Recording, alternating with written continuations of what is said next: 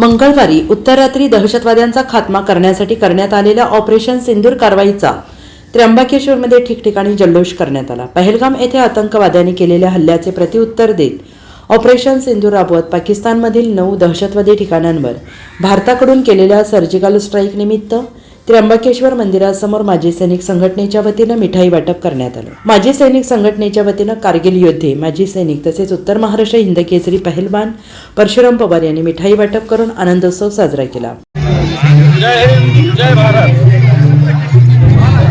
आजच्या या दिवशी खूप आनंदाचा दिवस आहे। आज भारतीय सशस्त्र सेना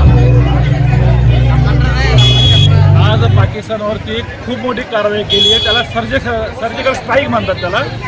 याच्या अगोदर पण केली आणि आज खूप महत्त्वाचं होतं सर्जिकल स्ट्राईक करणं।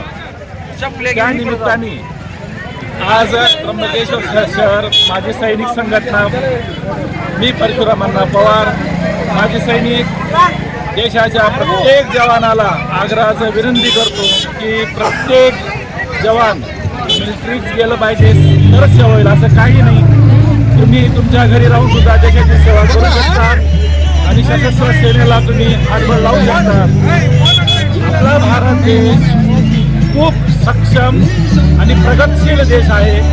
ह्या देशाला तुम्ही नवजवानांनी ताकद लावून उभारी या भारत मातेला द्या आणि आज सर्जिकल स्ट्राईक केल्याबद्दल आज खूप आनंदाचा दिवस आहे। म्हणून मी आज मिठाई वाटून मी आनंद उत्सव साजरा करत आहे। यावेळी अजय निकम, निलेश पवार, उल्हास खैरनार आदींसह नागरिक भाविक मोठ्या संख्येने उपस्थित होते।